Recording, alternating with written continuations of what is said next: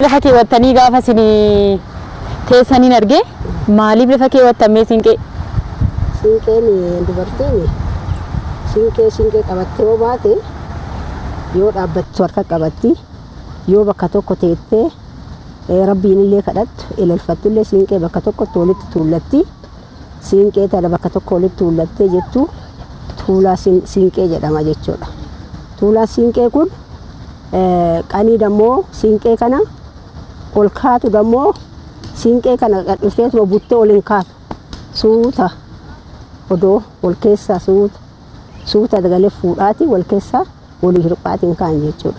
Siinqeen tuulaan kun qanii dammoo ilaaltaa kana geessanii malka bahanii bahanii rabbiin kadhaa iddoo kamooda siinqeen kun qanii dammoo galmaa dammoo haadha darabaatti jedhamutti jira. Siinqeen kun maatii darabaa jedhamu kun maanguddoo ateetee ganda sanii ta'a jechuudha. Haadha dubartii hunda horte jechuudha. Isiin maanguddoodha. Siinqeen kun walitti qabamee mana maanguddattii sanii ta'a. Haadha darabaa jedhamti. Namni kun maanguddoodha jechuudha. Maanguddoo ganda sanii dubartii maanguddoo akka ta'e haadha ta'e akka namaa taatu mana isii sangala jechuudha. Akkuma walitti qabame kanaan jechuudha. Mana sangalaa qanii dammoo sagantaa wayii qabaatanii ilaalchatanii waliin ba'an siinqee kan mana sanii fudhatan jechuudha dubartoonni. Maaliif sun aadaa kanallee siinqee kanallee dubartii kana ka barsiiftullee aadaa kanallee ka fuutee itti kennitu maanguddoo san jechuudha. Haadha darabaa jedhamu jaartii sun maanguddoodha jechuudha. Nu amma bakka isaanii san buunee malee umriin kennallee achi ga'uu baatu akka sanitti fudhanna akka aadaa saniitti fudhanna jechuudha. Kanaaf bakka kanatti walitti tuulanii teessisanii bakka kanatti itti ilaalfatanii du'aa itti godhatanii jechuudha. Yoo qaba kanatti ta'an akkana sallaabatanii hin ta'an siinqee bakka tokko guddachaati jechuudha. Yoo ka'an bicha mirga laalchisanii ciibsan. Seera qabdillee bitaan laalchisan mirga laalchisanii ciibsan. Mirga laalchisanii du'aa itti godhatan jechuudha bakka kana ta'anii diriirfatanii dubartiin dammoo siinqee kana darabaa kan walitti tuultee teettu akkana jilba cabsattee teettu diriirfatteetti. Diriirfatteetti bakka teette diriirfatteetti hanfallaa foosiin qodoomo dirraaf nafaan lafa ga'e jedhaniin akkasin lafa gaggeetteet dirraaf nafaan lafa gaggeetteet teetti. Yoo du'aa illee namaa goota hanfallaa foo jedhanii hanfallaa kan akkana hiikkatti. Hanfallaa qabdi dubartiin hanfalaatuun hanfallaa kana akkana hidhatte kan akkana hiikkatti yoo namaa hiikkattu du'aa yoo gootu. Hanfallaa foo siinqee kee sabbata kee hiikkadhu yoo jedhan kan akkana fudhatte dubartiin akkana teettee yoo du'aa gootu jechuudha. Isa kana gootee kana yoo teessifte akka akkana hidhatteetti hin teettu. Siinqee kana walitti qabde hanfallaa kana hiikkatti jechuudha.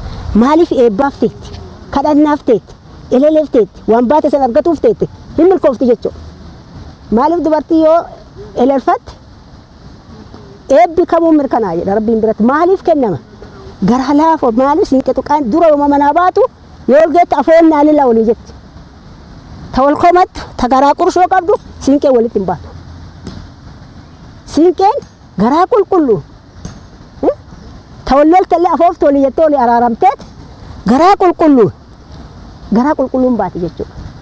Maaliif dubartii deettu harmi jigaa garatti baatti inni wasifti garaa isii qulqulluu yoo kadhatte rabbi irraa dhagaa jechuudha. Gaafa dhaqxanii yoo abbaa warraa haadha warraa miidhee gaafa dhaqanii irraa murtii sana murteessanii irraa qalatanii maal jettuun jalqabu? Akkamitti dhugaa sana baastuu mee? Dhugaa kana baasuufi dubartiin qanafaa qabdu haga baatii jahaa seera qabdi. Abbaan warraallee namni kamuu isii kabaja. Haga ji'a jaha qanafaa kun isirraa gad buutti ofirraa lafa keettu kabaja qabdi. Abbaan warraan kabaja, uummanni kabaja, hunduu kabaja jechuudha. Deettuun kabaja qabdi. Isa kanaaf dammoo abbaan warraa sun yoo deettuu tane galee akkuma dhaane baateet jaartii maanguddoo haadha darabaa jettu tanatti himatti baatees. Maanguddoo tana himatti. Isin walitti qabduu ganda saniitti darabaa kana siinqee kana jechuudha. Yoo si baatee himattee himatti. Himattee ol deebiti isin baateet eleelfatti jaartiin tun gad baatee siinqee kana guurtee gadi qabatte. Baateet intala yaada geettee oduu si geettee daltii xiyyaadhaan ani anawaa amani jettisi.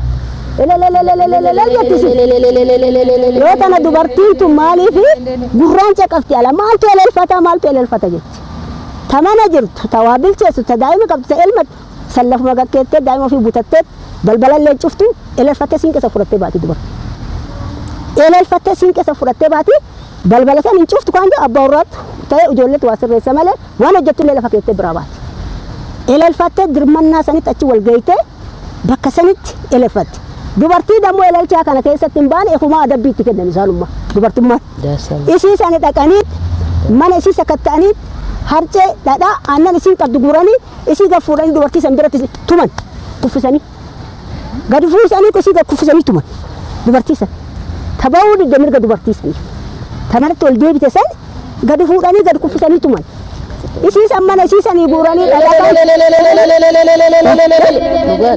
gad fuudhanii isii achitti tuman maaliif hafteef dubartii keessa isiin tumanii mana isii waan isiin qabdu gajjissanii fuudhanii achitti marqatan hin nyaatan isii adaban jechuudha hin adabamti dubartii sunu keessaa fuun qabdu jechuudha hin adabamti saniin duuba walii dachanii yoo elelelelele jedhanii isaan kana baafatan maanguddoo waamata kafiifee kaballeesse sun jaarsa biyyaa hafata jaarsi sun hin dhufa yoo dhufee dhaabatee dubartii gadi baatee elelfattee balbala manticha miidhaa sanitti isii gadi baasanii dhaltii san teessisanii astaa hedduu kenna jedhanii elelfatan zuura marsanii ibidda qabsiifatanii kun buna dafisaa kun hin marqa kun hin elelfata jaanguddoo waamata olii gaffiige maanguddoo san abbaa gadaa ta'ii jaarsa biyyaa ta'ii waamata yoo waamate maanguddoon kun dhaabatee dubartii tanan gaafatu akka seeraatitti jilba ofirra gattaa'ee marga ciree iltee dhinnaa jedha hobbaa ijarraa hafaataa yoo jetteen marga kana fuudhee akkanatti cira itti darba marga irreessa kan iltee dhinnaa jedha itti darba dhaabateetu isiin gaafatu isii afoon dhaabatu jilbifatee taa'ee gaafata jechuudha yoo achi isiin isinii kenne jette irraa fuudhee dubbii isii sallaalaa namticha san balleessaa isaatti muranii wariin irraa qalamaa jechuudha wariin qalamu kunoo isii san akka aaree jedhe horii kan ofii filatti dubartii hoolaan akkuma jedhamu hin qalamu waan inni foonaa keessaa qabu horii inni jaalatu horii guddaa keessaa laalteet siinqeen tuttuqatte dubartoonni qalattu waan isiin tutte san gad fuudhanii qalaniif jechuudha qanii qalatte adabdee adabbii sitti murame horii san qaleet haadha warraa san adabbii san uwwisee araarri bu'aa jechuudha itti muran jechuudha jaarsillee itti buusaa eersanii achi waddanii waan nyaatan san achumatti nyaatanii fixanii meedhicha mirgaan galuu isaanii murtii fi siinqee isaanii san irratti meedhicha siinqee san hidhatan kaan gaadii horii ofii elmatan ittiin gaadii atan san ishii tolfattee galti dubartiin jechuudha harka qabattee waan achi qalameessa fixxeetuma galti achi bobbobeessitee dhiittee nyaatte kanaafi mirga isii akkasi kabachiifti. Argaadosiyoo jedhaleessa margumaa kadhumooti rabbumaa. Argaadosiyoo jedhaleessa margumaa kadhumooti rabbumaa. Argaadosiyoo jedhaleessa margumaa kadhumooti rabbumaa. Siinqeef nageenya irra deemna nagaa barbaanna yoo nageenyaallee hin baana. Duulli abbaa yaadee gamaa gamanaa yoo walitti duude dubartiin siinqee yoo jala garaacha buute hin dhaabata nageenyas itti fayyadamna jechuudha. Akkuma siinqee dubartii heerumte qabata. Dubartiin hin heerumin hin qabattu seera guunne jechaadha. Dubartii haadhaaf abbaan manaa kennitee fi baarree wajjin buqqee urgoo wajjin boraatii wajjin gaafsan manguddoo haadholiin taa'anii buna afaan kaanii gurbaa itti kennan santu qabata. Gaafa sanirra haadha siinqee taate caasaa haadha siinqeetitti dabalamte jechuudha. Hiikka baay'ee qaba jechuudha waa'een siinqee. Akkuma sannu nagaafis itti fayyadamna. Nagaafis ateetee nageellee nagaa folgeennee jennee gadi baana. Gaafa kam gaafa lol addaan dhaabu ennu san jedhe ateetee nageelle nagaa folgeenne gaafa nu nagaa folgeenne jennee itti dhiyaanne gamanumaaf gamanatti addaan dhaabata jechuudha. Kanaaf itti fayyadamna. roobaafis itti fayyadamna rabbii keenya kana jala teennee yoo rabbiin kadhanne teennee buna keenya danfisiinqee keenya akka amma tuulanne kana tuulannee asitti teennee yoo rabbii keenya kadhanne nu dhagaa roobee yoo galan beeyna waanuma xiqqoo haawwatii teenarraa hubanne saniif gadi dhiisuu dinnee magaalaa Asallaatti irratti baay'ee hojjeta baay'ee dubartiin kun bara 2002 dura kayaaluu calqabee waan kana bara 2002 dura kuna miti kanatti kaafee hagada lama gaa garuu seera qabeessa nu godhanii nuti as fiduun amma malee duruma yaalaa turre taawwata teenarra hubannee jirra caamaan bayanii roobaan galanii deettuun ciniinsifatte haakimiin hin jiru akka amma teennetuma elelfanna hin elelfatanii yoo isaan ciniinsifatanii nu kunoo xixiqqoo hin laalla walumatti yaa'anii yoo isaan elelfatan yoo isaan rabbiin kadhatan hin deetti. Ililcha dhuftee mee dura deettu tana hiinaa jettiin. Ililcha dhuftee mee dura deettu tana hiinaa jettiin. Ayoo tamala hindeessa tafana fiteensa deettuuti yamaaloo rabbittiin sidheessa jettiin.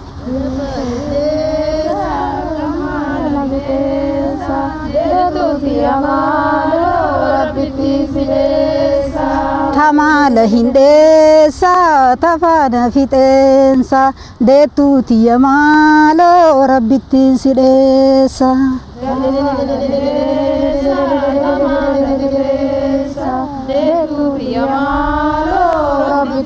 Hin elelfatanii yoo achi ka'an hin elelfatanii jedha ganyaan sun olii dacha'e erga dacha'e rabbiin akka ammaa kana hakimii dhaquun hin jiru rabbii yooma san isaanii ka siinqeen yooma ganama tolchanii dubartii kennan siinqeen haadha araara haadha nagaya haadha fayyaafis nagayaafis araarafis jedhanii siinqee tan intalli siinqeen baate intalli ta'een intalti Oromoo hin heerumne feeruma dhabuu isiitu siinqee kanan addaan baate haati intala takka akkuma asitti amma jennu kana jedhan kana siinqee takka yoo haati intalaa kennite intalti baarree fi siinqeen heerumtu intalti Oromoo takka intalli siinqeen qabne hoo maal taate hoo jedhan amma kunoo wal fuudhanii akkanumatti ni kadhatanii akkanumatti taa'ulleen jira warri akkasitti taa'u sun naman araarsu maal safu siinqeen qabdu ka innis naman araarsu isillee naman araarsitu murtii keessan jiru murtii buufadhu jedhan. Odeessaa baarree kana intalli ol seente mirga guutuu qabdi jechuudha. Haadha siinqee jechaan guyyaa san irraa jechuudha. Qaafa fuudhanii galan bariisaa dammoo dhoobsisaa jedhan kennaa jedhan dhoobsisaa kana gadi baatee ardaa keessatti fira keessatti hin dhoobsisan seera dhoobsisaa sanitti akka aadaa keenyaatti horii kennamaa fi waan jiru ittiin jiraatan jechuudha.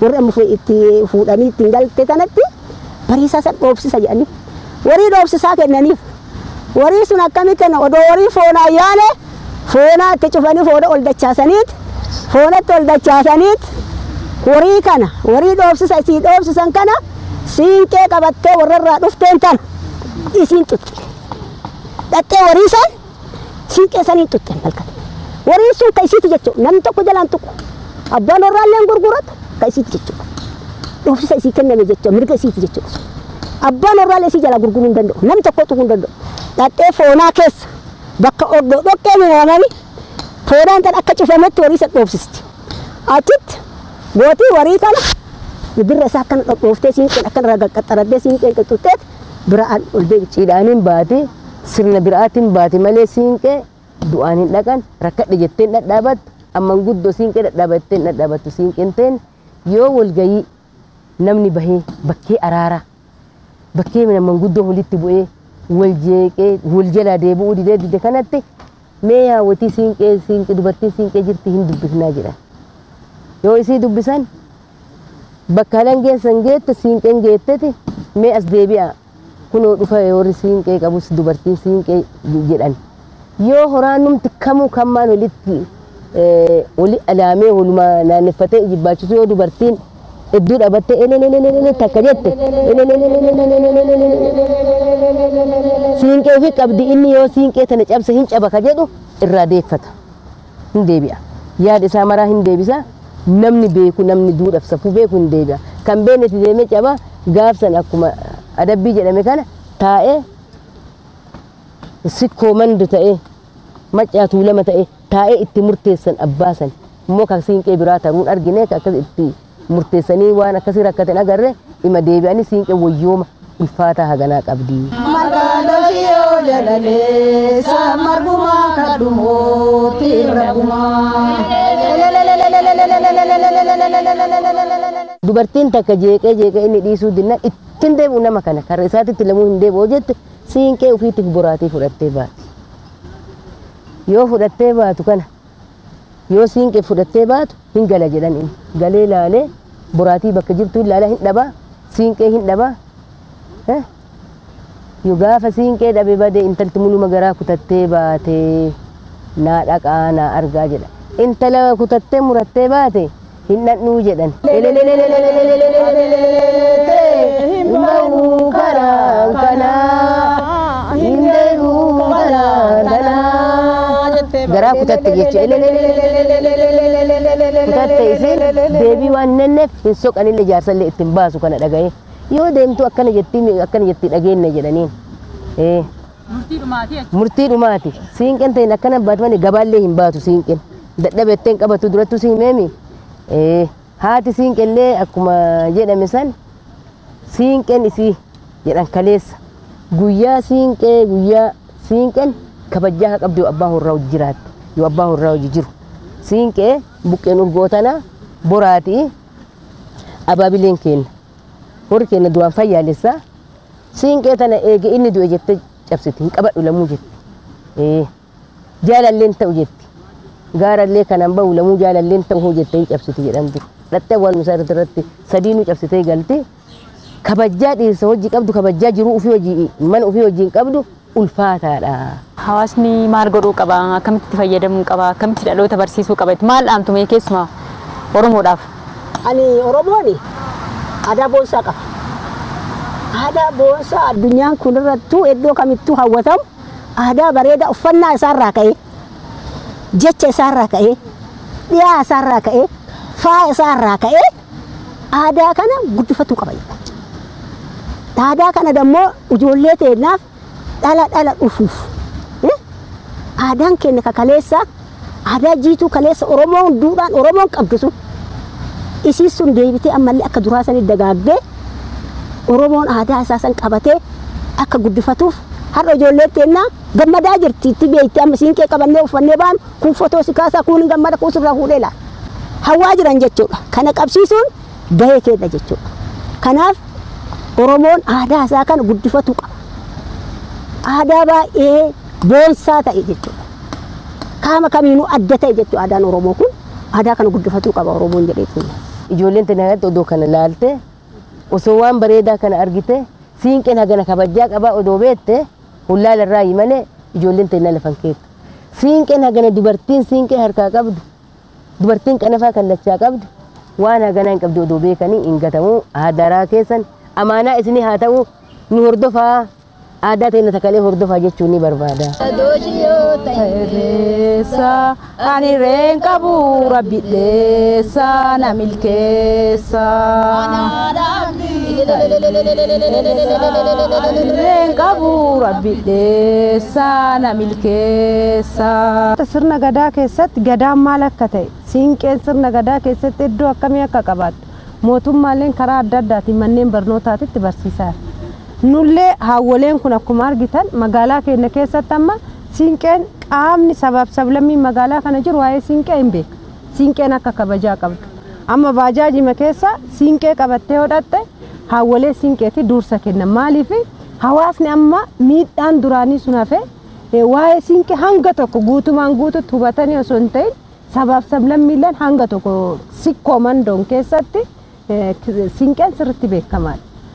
Maalidha dubartiin gaafa heerumtu sikkoo mandoo keessatti haati guyyaa dura irraa kennitiif dhimma siinqee aadaa kanarra yoo ilaalan mukni kun mukkiin uumamaa mukiin uumamaa jajjaboo ka cabuu hin dandeenye mukiin uumamaa muka kan amma muka siinqee kan akkanatti hin cabsu qaamni barbaada qajeelloodha muka ija baay'ee hin qabne muka qajeelloodha kanaaf akka aadaatitti siinqee kan amma nus akka waajjira aadaaf turizimiitti barsiisaa jirra hawaasa keenya nu amma karaa adda addaatiin dhalootaaf akka dhalootatti darbu karaa adda addaatiin aadaan karaa afoollaatiin amma fakkeenyaaf aadaadhaan ol qabate gannuma kana keessaayyuu ji'oota lamaaniif ijoollee aartiidhaan leenjisnee ijoollee 67 eebbisiifneera aadaa isaanii akka beekuu danda'an dhimma siinqee qofa osoo hin ta'in aadaa isaanii eenyummaa isaanii namni dhimma aadaa ofii hin beekne dhimma seenaa ofii hin beekne dhimma duudhaa ofii hin beekne hanga tokko hanga danda'ametti dhaloonni nu hadha hin jirraa boru hin darbinu boru gaafa darbinuuf garuu waa dhalootaan afoollaanis ta'e barreeffamaan karaa adda addaatiin akka dhaloota darbuuf hojii guddaa hojjetaa irra akka magaalaa keenyaatti.